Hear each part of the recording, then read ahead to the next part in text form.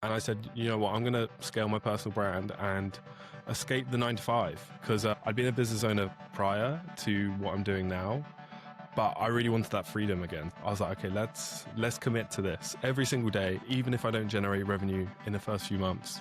I'm still kind of building this bigger thing. Literally, my content at the start was dreadful, as everyone else's will be, and it was like 9 months of continuous posting every single day that I then scaled my personal brand to around 30,000 followers and started to sign clients, get brand deals, and then I quit my 9 to 5. It's been like just over a year since I took that leap. Welcome to Startups Decoded, the show that gets real about what it takes to build a successful startup. I'm Andy Walsh, 2 times exited founder, strategist, and your host. Each week I talk with top founders, investors, and operators to unpack the plays that drive real traction, not just headlines. If you're building something bold, this is where you'll get the honest insights to scale with clarity and confidence. Let's keep growing together. Hit subscribe and share with your community. It would mean the world to me.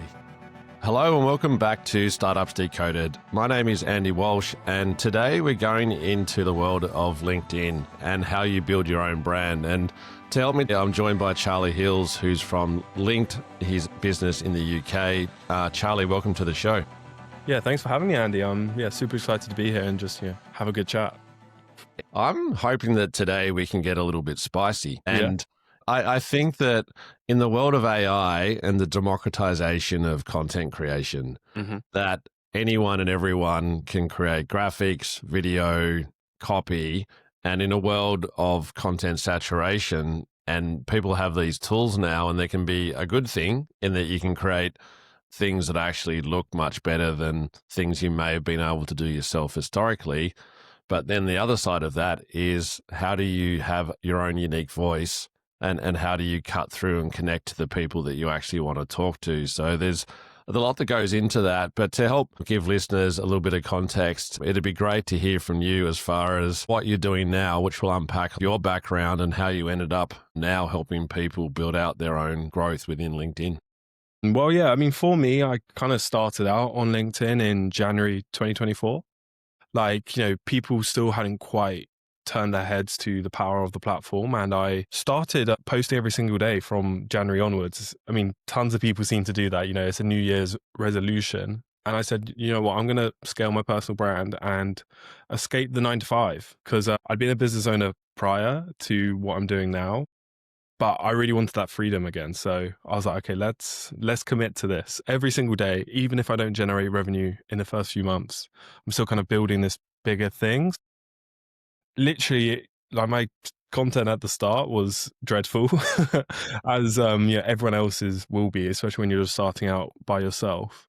And it was like 9 months of continuous posting every single day that I then scaled my personal brand to around 30,000 followers and started to sign clients, get brand deals, and then I quit my 9 to 5. So it's been, like, at the time of recording, just over a year since I took that leap into from 9 to 5 to 9 to 24/7. It's fascinating. And I think that LinkedIn is at a point now where there's probably more people like yourself than there's ever been who are trying to create their own audience and monetize that audience. And the evolution of Facebook to Instagram to TikTok is the mass consumer version, and LinkedIn is now the primary channel from a B2B sense, or relationships. And now we're seeing the likes of Substack come in, which is a really healthy environment. I spend a lot of time on there. But for people that are trying to think about LinkedIn, you've got over, I think it's 160,000 at the moment, and that is a significant number. And from what I read, that you were ranked number 1 worldwide for LinkedIn growth. And Yes. is that a metric for how fast you've grown? Like, 'cause there's obviously people that have massive followings into the millions on LinkedIn. Sort of, how does that metric come to life? Yeah, so I mean, that was at a point in time. I was ranked number one, I think, in April 2025. And that's Favicon. They're doing all the scoring based on like your engagement rate, your follower growth, and a few other factors. And I remember like I surpassed the likes of like Yasmin Alec, who's a really big LinkedIn creator. And I was like number one, which to me was absolutely wild, being like just over a year into my journey.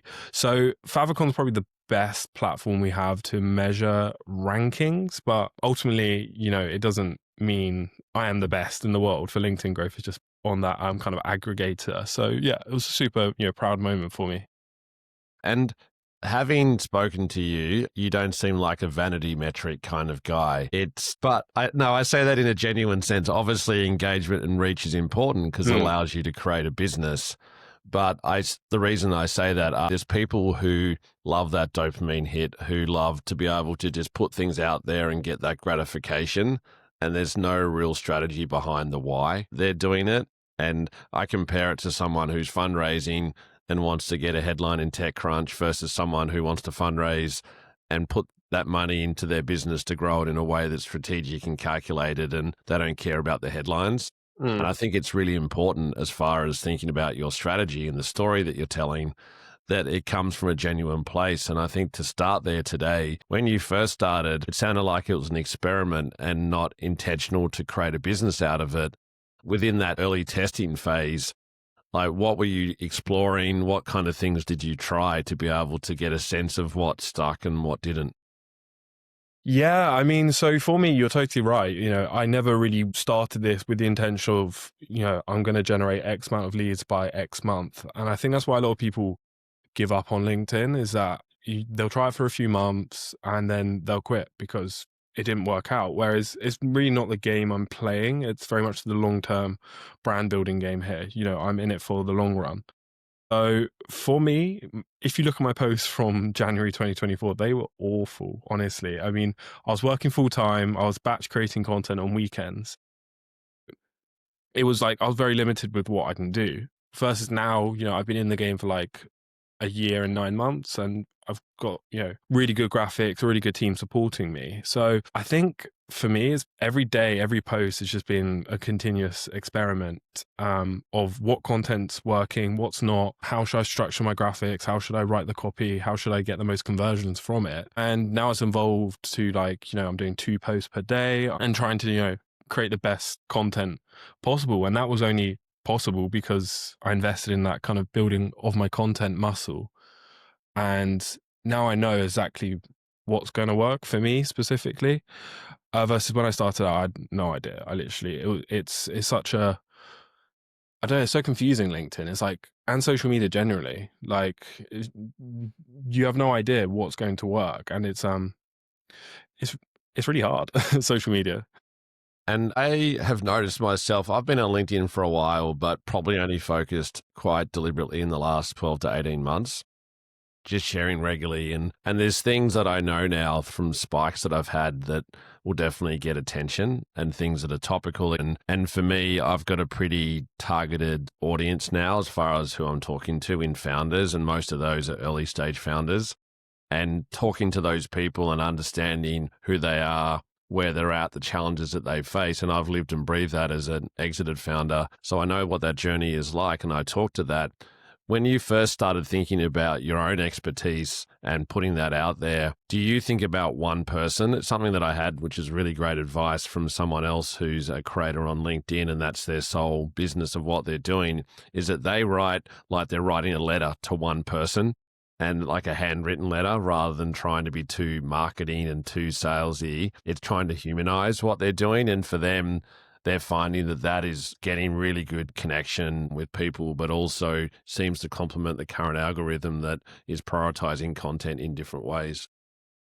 Yeah, I mean, so of course, I think that's the best advice you could give to anybody starting out on LinkedIn, is write for that one person versus trying to appeal to a broad audience. I mean, my approach is probably the latter, because I mean, I'm under the impression that the bigger my following, the bigger the net is to cast and to catch potential clients. So for sure, I think, those type of posts, they might not do as well as something which is kind of manufactured or engineered for viral content, but Definitely. I mean, when I started, I didn't know who my ICP was. So I was just kind of sharing all the new AI news and workflows that I came across. But I mean, as time went on, I realized that, founders, CEOs, and anyone who really wants to grow on LinkedIn was my target audience. But that took a long time to figure out.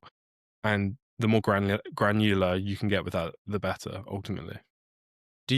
At what point, you mentioned before, as far as getting growth and traction and leaving your 9 to 5, Mm. within that shift, what were some of the signs and signals that you had that there was something in that you could make a living off sharing your expertise and knowledge with brands working with you on LinkedIn directly, or you consulting with clients to help them do the same thing? What were some of the patterns you observed? For me, it was when because I saw my first client in around like June of 2024. Then I quit my 9 to 5 in September of 2024. So that was obviously the first signal. I remember when I signed that client, I was like over the moon. I was like, oh my God, this is this is it. This is the start of my next chapter. And also just cool brands reaching out to me as well, asking for endorsements and sponsorships on LinkedIn. Those have been the two biggest drivers and signals for me that this is a long-term sustainable business. Because on the influencer side of things, and even on the client side of things, we spoke about LinkedIn being a B2B first platform. So versus the likes of like Instagram, people have, way more disposable income to invest on influencers, on marketing on LinkedIn. That's when I realized how bigger of an opportunity this whole platform was. It's a beast. And the challenge now is because of the growth, and Microsoft acquired LinkedIn. It's probably 4 years ago now, maybe. I can't think how long ago, maybe longer. And it's fascinating to look at the integration of such a large scale business into a behemoth, which is Microsoft. And I've noticed shifts in what they're doing.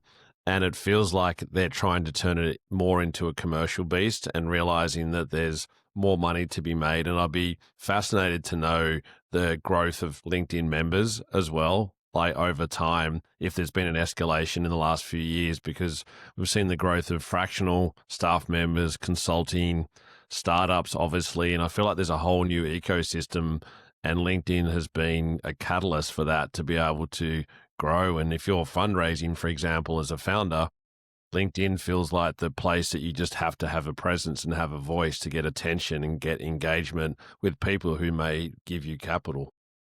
Yeah, I mean, for sure. I think Unix used to be kind of a hotspot for this as well. But obviously, since the acquisition, it's kind of become a bit of an interesting place to be.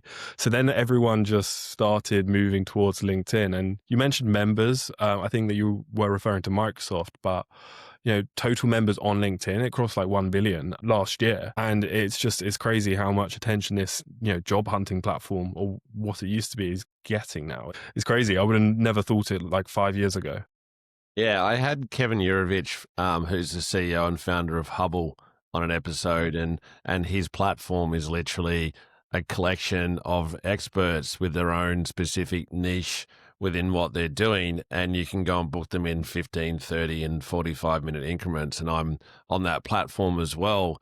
And he talked about back then, he's got 120, 130,000 followers on LinkedIn, and he started a long time ago.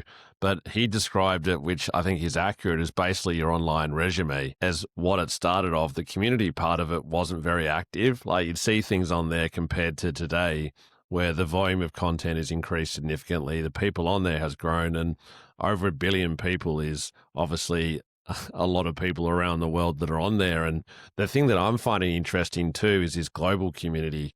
I'm getting people who are selling me things every day, and they're spread from all over the world.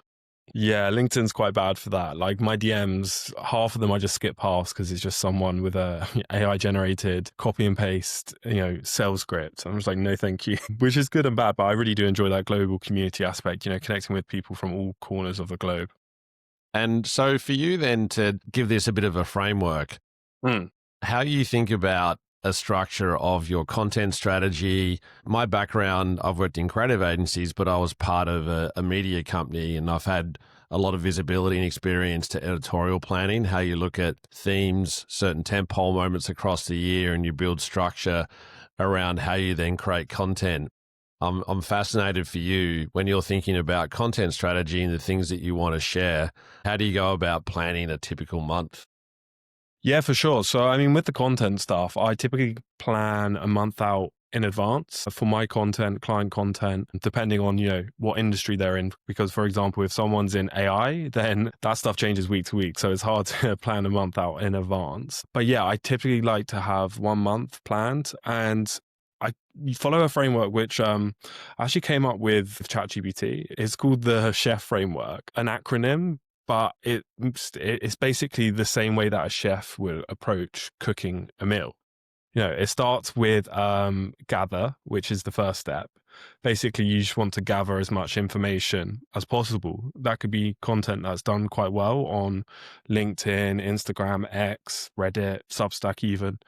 And then kind of looking at what's working, because then, if it's worked once, then it very well might work again for you. But not only that, because that's kind of like a signal that you can take and then use for your own content strategy, but then also gathering like as much information about you as possible. Because, I'm very kind of AI centric in my content workflows.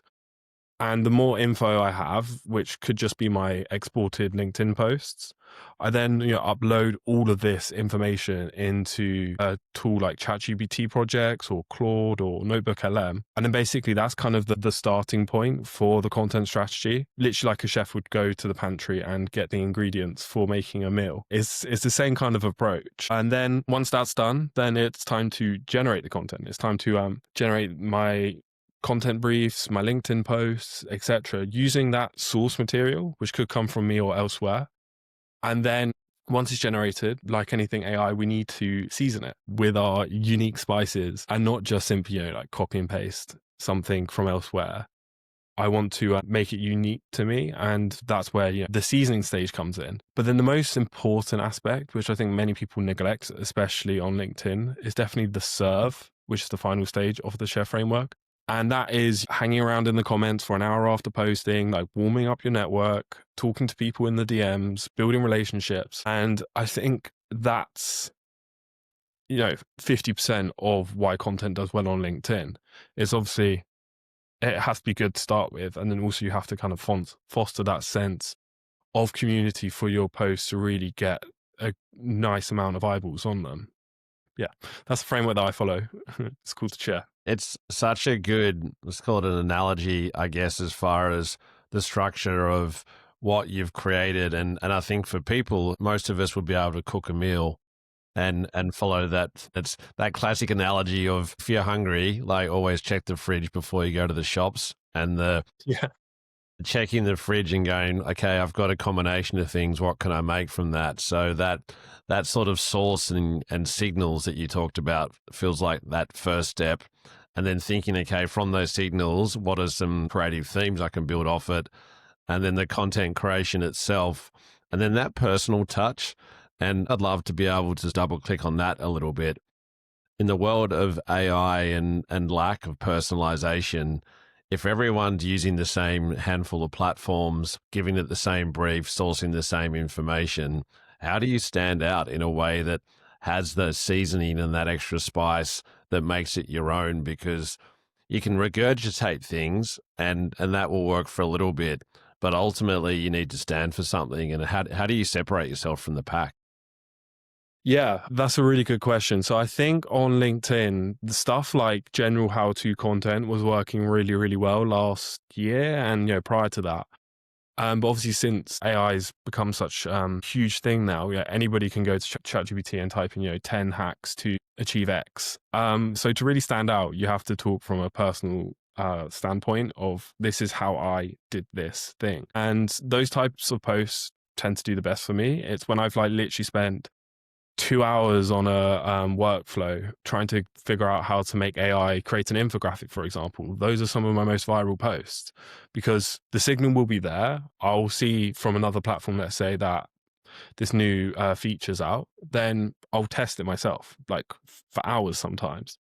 And those always do the best because I'm talking from a place of personal experience and it's not just regurgitated. So, yeah, I think that's really important. And also kind of like curating and adding your own opinion on top of it. Like, for example, which LLM is the best to use is another very viral post of mine that I've created. And what I did was basically, instead of saying use Grok, use Claude, use ChatGPT, I said, this is the one that you need to use for each feature. Like, this is the best tool. And that type of approach works the best, I think. And we were chatting before the show, and I like to iterate and bounce things around, but I still like to have my personal touch. And I'm an Australian living in New York City, and for me, I love living here, and I add my own personal flavor of like my experience growing up in Australia, my businesses I've created here, and that intersection of both is my unique selling point as far as this global perspective that I've had with my career and personal travels. And I always try and bring that through. And even training certain LLMs, I still feel like that for whatever reason, it starts to become more vanilla the more you iterate, and it becomes the same as someone else. So I like to have my own personal touch and the secret herbs and spices. Yeah, for sure. I mean, I think obviously it's a well-known thing that people forget facts, but they remember stories. And I've had people say to me, that they've remembered a post that I put out 6 months ago, that I've shared something deeply personal about myself. So I think that's it's really important because it shows that you're human, which is harder than ever in 2025 because AI can't really replace the context, the character, and the connection you have with your audience.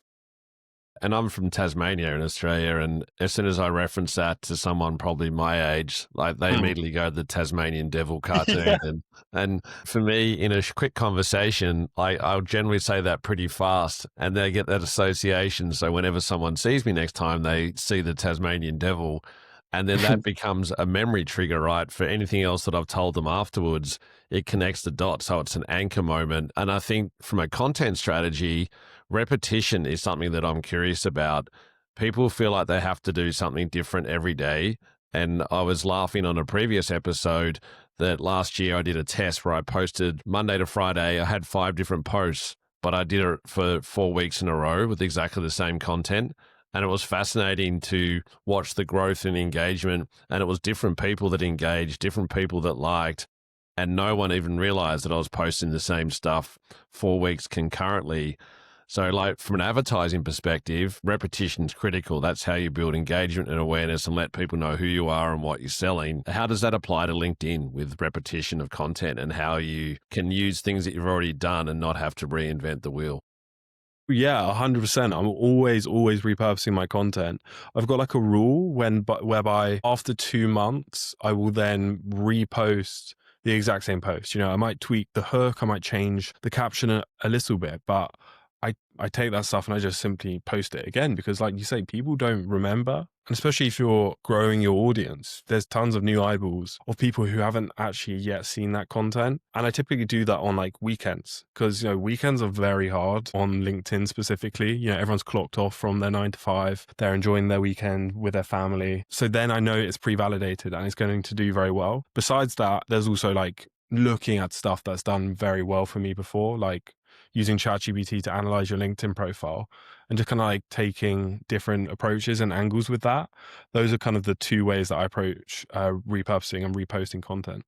It's really valuable advice is that the assumption that just because you've posted it once that everyone has already seen it is completely short-sighted. And if you think that LinkedIn has an algorithm that serves your content to 100% of your audience, then you need to probably wake up and realize that it's limited, and that the reason that they surface and float certain topic to people's feeds is because it's getting traction and drives impressions, which they can then monetize, right? They're a business that is there to make money with subscriptions and advertising. So thinking about that is really important too, because you can tell the same story in many different ways. And for some people, they'll connect with it in one way, but not another. We all learn and engage in different ways. Some people are visual. Some people like to listen. Some people like to read. And I think I've done more decks than I could probably even count through the years of my career. And I would deliberately do copy, graphic, and tell the story in different ways because I knew that depending on who was in the room, what would stick and what would translate for certain people, so I didn't have to try and rationalize or recommunicate what was on a page. So in your content strategy, when you're writing, like, how do you think about the balance of having graphics or not? You've got carousel options, you've got videos. How do you think about the sort of visual content to complement what you're writing? Yeah, I mean, I think the visual is the most important part of the whole LinkedIn post, because you could write the best copy and it still might struggle to really get the attention that it deserves. So for me, it's huge. You know, you really need to have a strong kind of visual hook, whether that's a nice picture of yourself, a really scroll stopping carousel cover, or like a eye-catching infographic. It really varies. I mean, the whole reason why I think I started to do well on LinkedIn is I found this workflow in ChatGPT. There was this GPT that could make Pixar images of myself. So I started to put them on the front cover of my carousels. I remember that was in May 2024, and everything just started to take off after that point. I think because then I had this like recognizable and memorable brand that people associated these silly images of me with. And you know, tons of people started doing it on LinkedIn after me too, because it seemed to work. So I think that's so important. You know, not only that, but also just being kind of as short and concise as possible when creating these graphics. For example, having a title that's no longer than 8 words. You know, how to do X in under 8 words. That's what I've kind of learned. And yeah. I mean, I think like my whole brand is basically built off how to do something. You know, all of my posts are very actionable, and kind of centered around that. And the design just kind of ensures that it gets the traction. Neat. And I'm picturing you now as Woody and turning yourself into that character. And I don't remember those posts. Maybe we weren't connected back then when Yeah. you were doing that, but I'll have to do a little bit of a search back and dig those out. Yeah, no, definitely. That was good fun. I'm kind of sad I moved away from it. But ultimately, yeah, I think everyone on LinkedIn, they want to just kind of create posts and might do text only or text with an image. But ultimately, it's proven. I was reading this study by Buffer that, you know, carousels get the most engagement, followers, followed by cheat sheets and infographics. And that represents my own data as well. I exported it, asked ChatGPT to analyze it, and it was the exact same kind of pattern. So yeah, those are like the two content types that I would invest in if I had to start LinkedIn over again. Yeah, it's good advice. And trying to stay in front of the algorithm. And I see a lot of people who are LinkedIn experts, either real experts or they're trying to pitch themselves as so. But there's a lot of people that talk about what's the really strong way today to drive engagement on LinkedIn, and whether or not the algorithm changes, whether or not there's tricks and tips. But is that something that you analyze fairly regularly as far as what's getting sticky? Because like, if you look back over the last few years, there's probably trends of carousels to videos and things that people tried that got a lot of traction, but then all of a sudden they stopped getting engagement in the feed, so people stopped doing it. Like, are you keeping a close eye on some of those changes that happen within the platform? Yes, no, 100%. So it was interesting because in Q4 of 2024, the video feed was going crazy. Like everybody was going bananas over that. You could generate 1 million impressions from one video. Something about the LinkedIn algorithm pushing that to the For You page. And it was very much like just vanity, empty metrics. People would generate 1 million impressions, but not generate one lead from it. So it was kind of pointless. And that was a really interesting time. Like, whereas now they've removed it. So everyone's kind of gone back to the static style of posting again, which I'm here for personally. But I check my analytics every single day. You know, I'm kind of like very on top of it just for my own kind of performance. Like my mood literally depends on how well my LinkedIn posts are doing some days. So I have a keen eye on what's working well, but I know if you're not living and breathing this and doing it every day, then you might kind of take a back seat and not be focused on it so much. Yeah. Every single day, every single post, that's a test. I'm like, okay, I'm going to change this CTA. I'm going to change this kind of visual and see what happens. But ultimately, reach has been decreasing kind of platform wide since I started. I remember, 50K impressions used to be quite an easy thing to reach, whereas now it's becoming harder. a lot harder. Some of my posts get over 1,000 engagements and still they might not even reach 50K impressions sometimes. I'm like, what's going on LinkedIn algorithm? So it's a really interesting kind of time, to be honest. But yeah, I'm always kind of watching, but yeah, just it keeps decreasing. I've seen that myself, and I'm not an expert, but I post regularly, and impressions that I would get, and say it used to be 20,000. It's now I would get 8,000 or 5,000 impressions, and it's changed. And for whatever reason that they're doing that, and I don't overthink it because I'm not reliant upon it, but I'm getting to a point where I need to. And you touched on it there a little bit as far as the vanity piece and driving reach and scale. It's just a big number, and it doesn't mean anything unless you use it to your advantage. So thinking about that conversion, like, how do you now treat the ability to turn engagement and your audience into people that become customers for your business?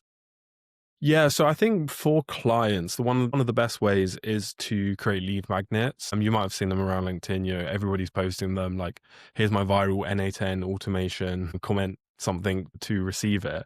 But funny enough, that is probably one of the best ways to generate leads, despite the drop in reach, because just from one post you can get hundreds of qualified leads simply by kind of having the right message and resource. So that's probably, if a client is just starting out, that's definitely one of the things I prioritize with them. For me personally, because I get like a lot of profile viewers, I've got quite like a nice LinkedIn profile which is optimized. I've got like a link to my lead magnet in my featured section, which then drives people to subscribe to my newsletter and takes them further down the funnel. So I think that works when you have like a bigger audience. And lead magnets if you're kind of just starting out. And besides that, it's obviously writing to that one person, like we said at the start. And understanding that engagement, I assume you know Shield and Andreas from an analytics perspective Mm. on LinkedIn. Really good product. And Mm. I'm curious, LinkedIn Analytics are limited. Do you use a third-party tech stack to help you understand your content engagement? Yeah, so it's quite interesting you say that, because LinkedIn recently rolled out the new feature update to the analytics. We can now see saves and I think even like clicks of links in post, which is super helpful to know. But besides that, I'm using Authored Up, which is a great tool for like formatting my LinkedIn posts, but they probably have like the most advanced analytics available. It's super helpful, but honestly, I don't really check third-party analytics too much. Just every day I'll post something, I'll check how many followers I gained, I'll check how many, engagements and impressions it got. And then obviously, you can kind of tell as well, how many inbound leads you're receiving as a result of that as well. So not really, to be honest. Okay. And then, so I guess then, like, your tech stack in its entirety, you talked about your farm to table analogy in your chef model. Yeah. Within that process, what's the respective tech stack that would run that process alongside that? Yeah. I mean, so for me, it starts with my notes tab on my Mac. If I showed you it, it's literally just like filled with so many ideas here. Literally like they're endless, and half of them, probably more than half of them, don't even make it to my Notion, which I then kind of run the idea through ChatGPT and then create a design brief. And then everything gets stored on my Notion, which I've got in my team and everybody has access to it. Then basically we kind of talk async and design the graphic. And then once that's all good, then I basically take the graphic and run it through this tool that I'm been using for the past like 3 months. It's called Stanley, and it's honestly the best LinkedIn post writing tool out there, because it basically scrapes all of my LinkedIn posts and then it understands my style exactly. It has the context of what I've written about before. And it's just a great way because I share everything on LinkedIn. Whereas before I used to have to like export my posts, upload it to ChatGPT and be like, okay, here's the new context I want you to write about. Whereas with Stanley, it's all kind of automatic. So that's probably the core stack. I mean, besides that, it's obviously Canva, but I kind of tried to stay away from designing nowadays because it just takes so much time and I just want to focus on the content strategy side of things. So yeah, that's it, to be honest. It's quite a lean stack, and most of that happens in the generate and season stages, because then I'm using like other social medias for the gather phase of the chef framework. Interesting. And for you and your business yourself, you have an agency called Linked, which is literally helping people do what you do. Mm-hmm. Take me through a little bit as far as how you work with clients and what is a typical type project. Yeah, so I mean, typically clients come to us and they obviously had the same story of like, we want to grow on LinkedIn, we want to generate leads and generate more exposure for our business. And then we usually start with, taking everything we can, like all the context that we can find, and then building them like a bespoke ChatGPT or Claude project. So we have all that information about them. Then once we have that, we'll do like a ton of work, like seeing what's trending in their niche. And then we can start to think about the content ideas and what exactly could work well for them. So there's kind of like 3 stages. They just like, review the content ideation part. They're like, okay, yeah, we like these topics. Then once that's all clear, we'll create like design briefs. Then finally we'll move on to like the final post creation. So like they're involved in like every step of the process. And then it's very much as, generating as much signals as possible from like, commenters, people who are just liking the post, connection requests, because these are all potential warm leads that we then can reach out to just through content, basically.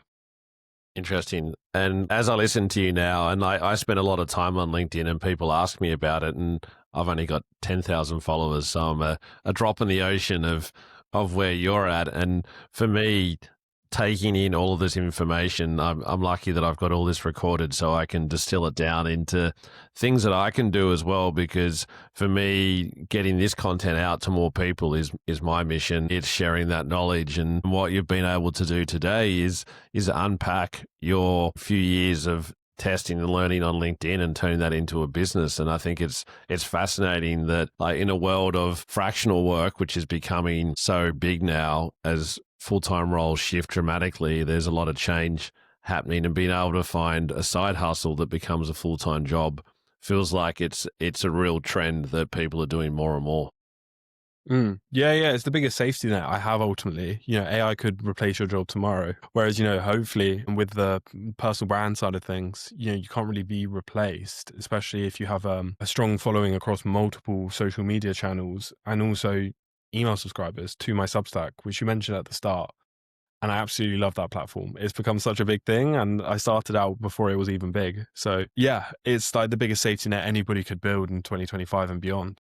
Great way to almost finish up today. I'd love to close with a little bit about some of the things that you're seeing on there that people should be keeping an eye out for as on the negative sense. So like I see people doing all sorts of things and trying them.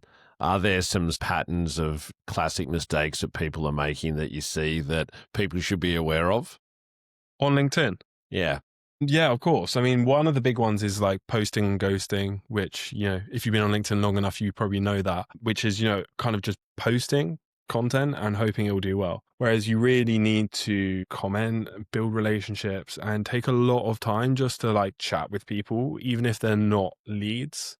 Because I see so many people do that. They'll just post and ignore people who aren't an ICP. Whereas my approach has always been build relationships, get to know people. And then I know that it kind of builds this reciprocal relationship whereby they support me, I support them, and we kind of all win together. So that's definitely probably the biggest mistake I see people make.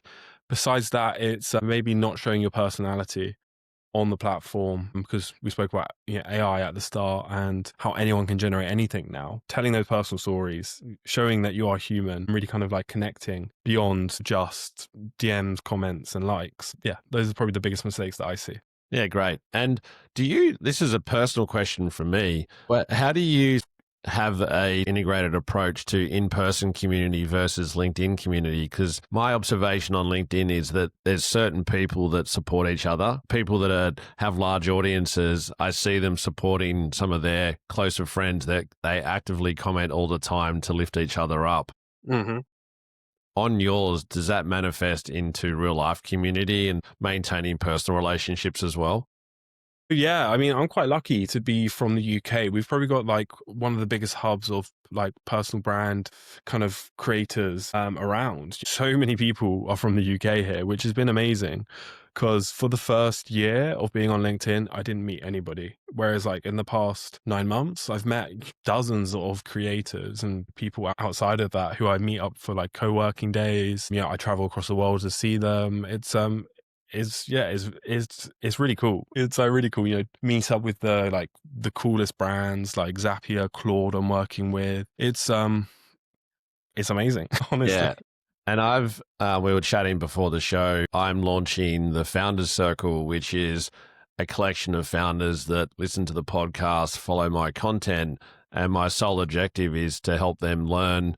And I'll share things exclusively, worksheets, etc., that I've created. But the part beyond that, which I love as well, is that when you connect in person, you build unique bonds that digital will never do. And my advice I always give to people now, and I think even more so with the rise of AI and automation, is that in-person relationships are going to be critical to what you're doing. And I think about the friends that I've made through what started as a LinkedIn comment on someone, and treating that like a human relationship. If you're building a friend, or even dating is probably a better analogy, is that you're just not going to go up and ask some stranger to marry you at the bar. There's a courting process. So you need to understand like who you are, share some of your passions, what your purpose is, and be able to have some structure to that and establish trust. And LinkedIn for me is the same thing, is that you need to earn respect and not just assume that you can sell to someone on your first touch. Like the spam that I get, it's just awful. And I get investment emails. It's like someone I don't know will just DM me and just go, "Do you want to invest in my company?" I'm not even going to look. I'm just going to say no immediately, because it's like, I don't know anything about you. You've not shown up and made any effort to understand me and what I'm doing. And I think that for me is a massive faux pas. Yes, 100%. I think, you know, if you are going to go down the cold outreach route, then you have to make it hyper relevant. Like you can't just send everybody the same message. And yeah, I totally agree with that point. You know, some of the best opportunities and relationships have come from people that I've met in person, or, you know, had a quick, you know, coffee chat online with. So yeah, no, definitely. It's very important. Nice. And I'll close. I'm doing my first Founders Circle event next week.